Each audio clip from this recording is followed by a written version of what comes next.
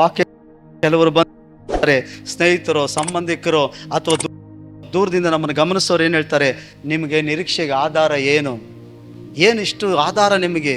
ಇಷ್ಟೆಲ್ಲ ಪರಿಸ್ಥಿತಿ ಮಧ್ಯದಲ್ಲೂ ಕೂಡ ಇಷ್ಟು ನೆಮ್ಮದಿಯಾಗಿ ಬದುಕ್ತಿದ್ದೀರಲ್ಲ.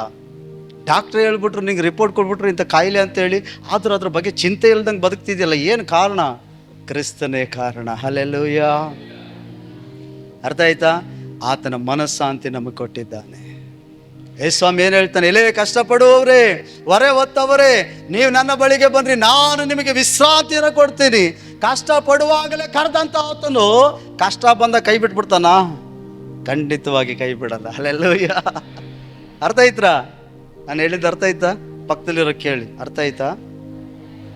ಏನು ಅರ್ಥ ಆಯ್ತು? ಕೆಲವರು ಬಂದು ನಿಮ್ಮ ಎತ್ತೋರೆ ಬಂದು ಅಥವಾ ನಿಮ್ಮ ಆಗದೇದವರೇ ಬಂದು ನಿಮ್ಮ ನಿರೀಕ್ಷೆಗೆ, ನಿಮ್ಮ ಸಮಾಧಾನಕ್ಕೆ, ನಿಮ್ಮ ಇದಕ್ಕೆ, ನೀವು ಚರ್ಚಿಗೆ ಹೋಗೋದಕ್ಕೆ ಏನು ಆಧಾರ ಅಂತ ಕೇಳಿದ್ರೆ ಏನು ಹೇಳ್ತೀರಿ? ಕ್ರಿಸ್ತನಲ್ಲಿರುವ ಮನಸ್ಸಾಂತಿಯೇ ನನಗೆ ಆಧಾರ. ಯಾಕಂದರೆ ನನ್ನಲ್ಲಿರುವ ಮನಸ್ಸಾಂತಿ ನೀನು ಕೊಡ್ತೀನಿ ಅಂದ. ಯಾಕಂದರೆ ಆತನ ಸುತ್ತಮುತ್ತಲೂ ಕೂಡ ವಿರೋಧಿಗಳಿದ್ರು, ಆತನ ಸುತ್ತಮುತ್ತಲುಗಳು ಅಪಾಯಗಳು, ಕೇಡುಗಳಿತ್ತು. ಆತನ ಮಾತುಗಳಲ್ಲಿ, ನಡತೆಗಳಲ್ಲಿ ಆತನನ್ನು ಏನಂತೆ ತಪ್ಪು ಕಂಡು ಹಿಡಿಬೇಕು ಅಂತಿದ್ರು, ಆತನ ಕೊಲ್ಲಬೇಕಂತ ಸಮಯ ನೋಡ್ತಿದ್ರು. ಆದರೆ ಅದರ ಮಧ್ಯದಲ್ಲೂ ಕೂಡ ದೇವರು ಸಮಾಧಾನನಾಗಿ ತಂದೆ ಚಿತ್ತವನ್ನು ನೆರವೇರಿಸ್ತಾ. ಈಗ ಗೆಸ್ಸೆಮನೆ ತೋಟದಲ್ಲಿ ಹೋದ, ಯೇಸು ಸ್ವಾಮಿ ಹೇಳ್ತಿದ್ದಾರೆ, ಈಗ ಯೇಸು ಸ್ವಾಮಿ ಹಿಡಿಯಕ್ಕೆ ಬಂದಿದ್ದಾರೆ. ಯೇಸು ಸ್ವಾಮಿ ಹಿಡಿಯಕ್ಕೆ ಬಂದ ಕೇಳ್ತಿದ್ದಾರೆ, ಯಾರನ್ನ ಹಿಡಿಯಕ್ಕೆ ಬಂದಿದ್ದೀರಿ? ಯೇಸು ಕ್ರಿಸ್ತನನ್ನ. ನಾನು ನಿಮ್ಮ ಬೀದಿಗಳಲ್ಲೇ ಪ್ರಸಂಗ ಮಾಡಿದೆ, ನಿಮ್ಮ ಸಭಾ ಮಂದಿರಗಳಲ್ಲೇ ಪ್ರಸಂಗ ಮಾಡಿದೆ, ಪ್ರಾರ್ಥನೆ ಮಾಡಿದೆ, ನಿಮ್ಮ ಊರು ಕೇರಿಗಳಲ್ಲೇ ತಿರುಗಿ ಸುವಾರ್ತೆ ಸಾರಿದೆ. ಆವಾಗ ಯಾರೂ ನನ್ನ ಮುಟ್ಟನಿಲ್ಲ. ಕಾರಣ ಏನು ಗೊತ್ತಾ? ಆಗ ನಿಮಗೆ ಸಮಯ ಬಂದಿತ್ತಿಲ್ಲ, ಈಗ ಸಮಯ ಬಂದಿದೆ. ಹಲ್ಲೆಲೂಯಾ. ದೇವರು ನಮ್ಮ ಮೇಲೆ ಕೈ ಹಾಕೋದಕ್ಕೆ ಸಮಯ ಕೊಡದೆ ಯಾರು ನಮ್ಮ ಮೇಲೆ ಕೈ ಹಾಕೋಕ್ಕಾಗಲ್ಲ. ಯಾರು ನಿನ್ನ ಕುಟುಂಬ, ನಿನ್ನ ಪರಿವಾರ, ನಿನ್ನ ಆಶೀರ್ವಾದನ ಟಚ್ ಮಾಡೋಕ್ಕಾಗಲ್ಲ.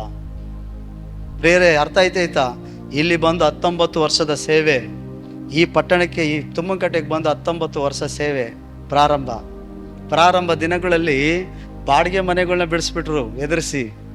ಬಾಡಿಗೆ ಮನೆಗಳು ಕೊಡೋಕ್ಕೆ ಬಾಡಿಗೆ ಓನರ್ಗೆ ಪೊಲೀಸವ್ರು ಕರ್ಕೊಂಡೋಗಿ ಎದುರಿಸೋರು, ಕಂಪ್ಲೇಂಟ್ ಕೊಡೋರು. ನನಗೆ ಗೊತ್ತಿಲ್ಲ, 26 ಮಂದಿ ಮುಖಂಡರು ನನಗೆ ವಿರೋಧವಾಗಿ ಪೊಲೀಸ್ ಸ್ಟೇಷನಲ್ಲಿ ಕೂತಿದ್ದಾರೆ, ತುಮ್ಮನಕಟ್ಟೆ ಪೊಲೀಸ್ ಸ್ಟೇಷನಲ್ಲಿ ಕಂಪ್ಲೇಂಟ್ ಕೊಡೋಕ್ಕೆ. ಅವ್ರ ಮುಖಗಳು ಗೊತ್ತಿಲ್ಲ, 2 ವ್ಯಕ್ತಿ ಮಾತ್ರ ನನಗೆ ಗೊತ್ತದ್ರಲ್ಲಿ. ನನಗೆ ಕೇಳ್ತಿದ್ದಾರೆ ಯಾರು ಅಂತ. ಅಲ್ಲೂ ಕೂಡ ಬಂದು ನಾನು ಕರೀನಿಲ್ಲ, ನನ್ನ ಹತ್ರಕ್ಕೂ ಬರಲಿಲ್ಲ, ಯಾರು ಕೇಸು ಕೊಡಲಿಲ್ಲ, ಯಾರು ಬಂದು ನಾನು ಹಿಡಿದು ವಿಚಾರಣೆ ಮಾಡೋಕ್ಕೂ ಆಗಲಿಲ್ಲ.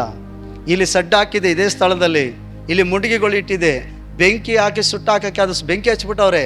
ಈ ಚರ್ಚ್ಗೂ ಬೆಂಕಿ ಒಗೆದ್ಬಿಟ್ಟವ್ರೆ. ದೇವರ ಕೃಪೆ ಅದು ಹತ್ತಿಲ್ಲ. ಓನರ್ ಕೆಡಿಸ್ಬಿಟ್ಟು ನನಗೆ ಫೋನ್ ಮಾಡಿ ಕರೆದಿದ್ದಾರೆ. ಅವರೆಲ್ಲ ಮಾತಾಡ್ಕೊಂಡಿದ್ದಾರೆ. ಪೊಲೀಸವರು ಕೂಡ ಏನಕ್ಕೆ ತಲೆ ಕೆಡಿಸ್ಕೊಳ್ತಿಲ್ಲ, ನಾವೇ ಬಡಿ ತಗೊಳ್ಳೋಣ, ಕುಟ್ಗೋಲ್ ತಗೊಳ್ಳೋಣ, ಕಡ್ಲಿ ತಗೊಳ್ಳೋಣ, ಹೋಗಿ ಕಡ್ದಾಕ್ಬಿಡೋಣ ಅಂತೇಳಿ ನನಗೆ ವಿರೋಧವಾಗಿ ಮಾತಾಡ್ಕೊಂಡವ್ರೆ. ಇವತ್ತುವರೆಗೂ ಯಾರು ಅವ್ರು ನನ್ನ ಮುಂದೆ ಬಂದು ನಿಂತಿಲ್ಲ, ಯಾರಂತ ಮುಖನೂ ನೋಡಿಲ್ಲ. ಹಲ್ಲೆಲೂಯಾ. ಯಾಕೆ ಹೇಳ್ತೀನಿ ಅಂದರೆ ಗರ್ವ ಅಲ್ಲ, ದೇವರು ನನ್ನ ಪರವಾಗಿರೋದ್ರಿಂದ ಯಾರು ನನ್ನ ಸಮೀಪಕ್ಕೆ ಬರೋಕ್ಕಾಗಿಲ್ಲ.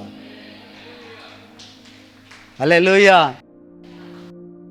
ರಾತ್ರಿ ಅಡ್ಡಾಡ್ತೀನಿ, ಒಬ್ಬೊಬ್ಬನೇ ಮಲಗ್ತೀನಿ, ಒಬ್ಬೊಬ್ಬನೇ ಸೇವೆ ಮಾಡ್ತೀನಿ, ಒಬ್ಬೊಬ್ಬನೇ ಇರ್ತೀನಿ, ಸೇವೆ ಮಾಡ್ತೀನಿ, ಘೋಷವಾಗಿ ಪ್ರಸಂಗ ಮಾಡ್ತಾ ಇದ್ದೀನಿ. ಹಲ್ಲೆಲೂಯಾ.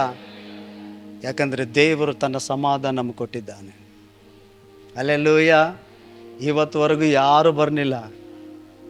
ಒಬ್ಬೊಬ್ಬರು ವಿಚಿತ್ರವಾಗಿ ಓಡೋಗ್ಬಿಟ್ರು, ಎತ್ತೆತಗೋ. ಕೆಲವರು ಸತ್ತೋದ್ರು. ಕತ್ತನಲ್ಲಿ ಪ್ರೇರೆ, ನಮ್ಮನ್ನು ತಾಕುವವರು ದೇವರನ್ನೇ ತಾಕದ ಹಾಗೆ ನಿಮಗೆ ಹೇಳುತ್ತೇನೆ. ಹಲ್ಲೆಲೂಯಾ. ಅದಕ್ಕೆ ದೇವರ ವಾಕ್ಯ ಹೇಳ್ತಿದೆ, ಕೆಳಗಡೆ ವಚನ ನೋಡಿ, ನಿಮ್ಮಲ್ಲಿರುವ ನಿರೀಕ್ಷೆಗೆ ಆಧಾರವೇನೆಂದು ಕೇಳುವವರಿಗೆ ಉತ್ತರ ಹೇಳುವುದಕ್ಕೆ ಯಾವಾಗಲೂ ಸಿದ್ಧರಾಗಿರಿ, ಆದರೆ ಅದನ್ನು ಸಾತ್ವಿಕದಿಂದಲೂ ಮನೋಭೀತಿಯಿಂದಲೂ ಹೇಳಿರಿ. ಹಲ್ಲೆಲೂಯಾ. ದೇವ್ರನ್ನ ಜೊತೆ ಇದ್ದ ನೀವೇನು ಮಾಡ್ತೀನಿ ಮಗವಾಗಲೇ ಹೋಗೆ ಹಂಗೆಲ್ಲ ಹೇಳಬಾರ್ದು. ಸಾತ್ವಿಕವಾಗಿ ಅಂದರೆ ಸಮಾಧಾನವಾಗಿ ಹೇಳು. ಹೌದಾ, ಆಯಿತು ಮಾಡಿ, ನಿಮ್ಗೇನು ಅನ್ನಿಸ್ತದ ಮಾಡಿ, ಎಲ್ಲ ದೇವ್ರಿಗೆ ಬಿಟ್ಟಿತ್ತು. ನಾವು ಸಾತ್ವಿಕವಾಗಿ ಹೇಳಬೇಕು, ಗರ್ವದಿಂದ ಹೇಳಬಾರ್ದು. ನೀನು ದೇವರ ಮಗನೇ, ನಿನಗೆ ವಿರೋಧಿಸೋರಿಗೆ ನೀವು ವಿರೋಧವಾಗಿ ಉತ್ತರ ಕೊಡಬಾರ್ದು. ಹೆಂಗಿರ್ಬೇಕಂತೆ? ಸಾತ್ವಿಕದಿಂದಲೂ, ಮತ್ತೆ ವಾಕ್ಯ ಹೇಳ್ತದೆ ಹೇಗೆ? ಸಾತ್ವಿಕದಿಂದಲೂ ಮನೋಭೀತಿಯಿಂದಲೂ ಹೇಳಿರಿ, ಗೌರವದಿಂದ ನಡುಗುತ್ತಾ ಹೇಳ್ರಿ. ಹೌದಾ ನಾವೇನು ಮಾಡಿದ್ದೀವಿ? ನಾವು ದೇವರನ್ನು ಆರಾಧಿಸ್ತಿದ್ದೀವಿ ಅಷ್ಟೇ. ಹಲ್ಲೆಲೂಯಾ. ಅರ್ಥ ಆಯ್ತಾ? ಯಾರ ಬಗ್ಗೆ ನಾವು ತಪ್ಪಾಗಿ ಮಾತನಾಡಿಲ್ಲ. ಅವ್ರ ಗೌರವ ಕೊಟ್ಟು ಸಮಾಧಾನವಾಗಿ ಮಾತನಾಡಬೇಕು. ದೇವರು ನಿನ್ನ ಪರವಾಗಿರೋದು ನಿಶ್ಚಯ, ನಿನ್ನ ಪರವಾಗಿ ಜಯ ಕೊಡೋದು ನಿಶ್ಚಯ, ನಿನ್ನ ಗುಡಾರಕ್ಕೆ ಉಪದ್ರವಗಳು ಬರದೆ ಕಾಪಾಡೋದು ನಿಶ್ಚಯ.